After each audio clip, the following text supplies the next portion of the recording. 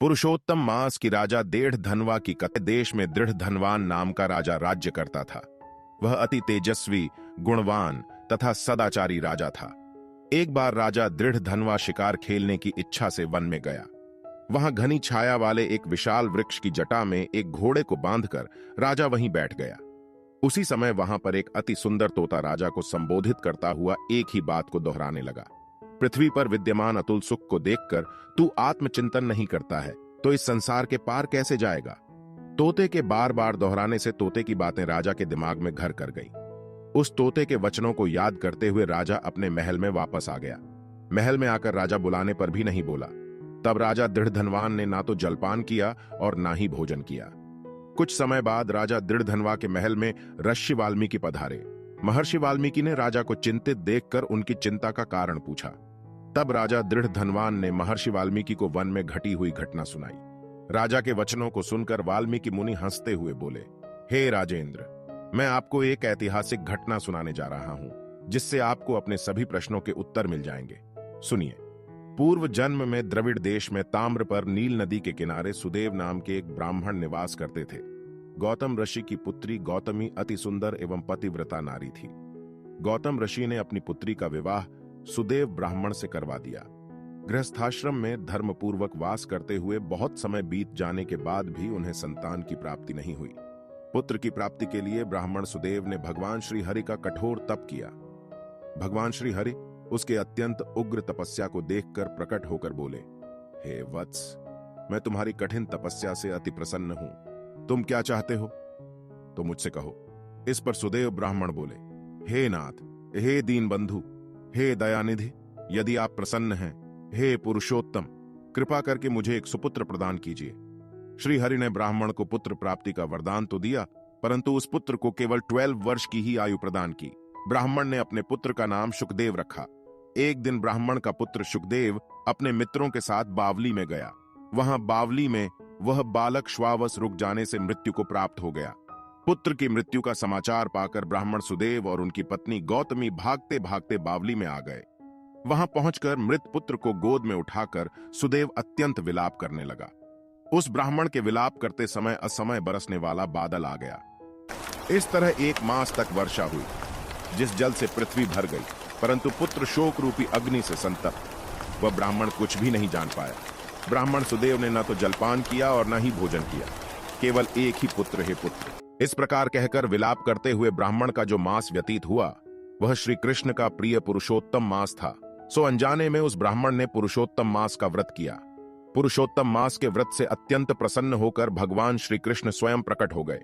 भगवान श्री कृष्ण ने प्रकट होकर ब्राह्मण से कहा, हे ब्राह्मण सुदेव, मैं तुमसे अति प्रसन्न हूं और तुम्हें यह वरदान देता हूं कि पुत्र के साथ सर्वदा गृहस्थाश्रम के सुख को भोगने के बाद तुम ब्रह्मलोक को जाओगे।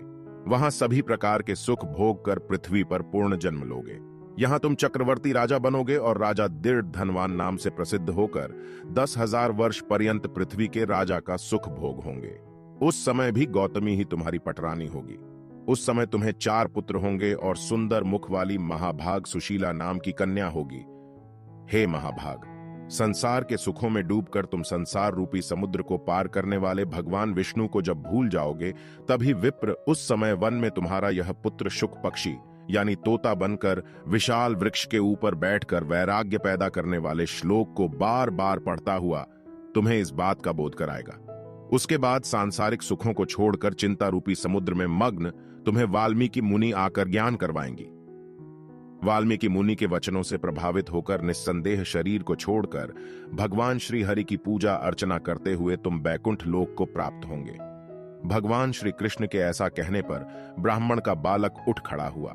उस समय चकित होकर ब्राह्मण ने श्री हरि भगवान को नमस्कार किया और हाथ जोड़कर जगदीश्वर से बोला, हे प्रभु, मैंने 4000 वर्षों तक लगातार अत्यंत कठोर तप किया। उस समय आपने मेरे पुत्र को केवल 12 वर्ष की आयु प्रदान की। हे प्रभु, उस वरदान का उल्लंघन कर मेरे मृत पुत्र को जीवित करने का क्या कारण है। ब्राह्मण के वचनों को सुनकर भगवान श्री कृष्ण बोले, हे द्विजराज, यह हमारे प्रिय पुरुषोत्तम मास के व्रत का फल है। इस स्त्री सहित शोक में मग्न तुमने पुरुषोत्तम मास का व्रत किया है। हे तपोनिधि, इस पुरुषोत्तम मास में जो एक भी उपवास करता है वह मनुष्य अनंत पापों को भस्म कर विमान से बैकुंठ लोक को जाता है। सो तुमको एक महीना बिना भोजन किए हुए बीत गया है, और असमय मेघ आने से प्रतिदिन प्रतिदिन प्रातः काल, मध्याह्न, सायंकाल, तीनों काल में भी स्नान अनायास ही हो गया। हे तपोधन, तुमको एक महीने तक नियम के जल से स्नान मिला है, और उतने ही अखंडित उपवास भी हो गए हैं। जो भी इस तरह से हमारे प्रिय पुरुषोत्तम मास का सेवन करता है वह मनुष्य हमारा प्रिय, धन्य और भाग्यवान होता है। हरि भगवान इस प्रकार कहकर गरुड़ पर सवार होकर बैकुंठ भवन को चले गए।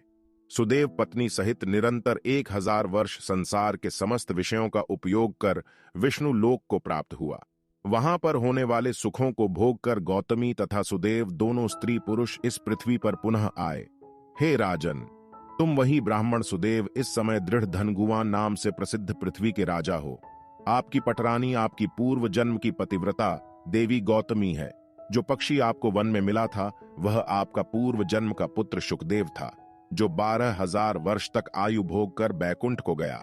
हे भूपाल, जो आपने मुझसे पूछा था वह सब मैंने आपसे कह दिया है। इसके पश्चात महर्षि वाल्मीकि ने दृढ़ धनुष को पुरुषोत्तम मास के सेवन की विधि का विस्तार से वर्णन किया। ऋषि वाल्मीकि द्वारा बताई गई विधि के अनुसार पुरुषोत्तम मास का सेवन करने से राजा दृढ़ धनवा तथा उनकी पत्नी गोलोक को प्राप्त हुए। कथा समाप्त। जय श्री कृष्णा। जय पुरुषोत्तम मास की। गोविंद बोलो, हरि गोपाल बोलो, राधा और हरि गोविंद बोलो।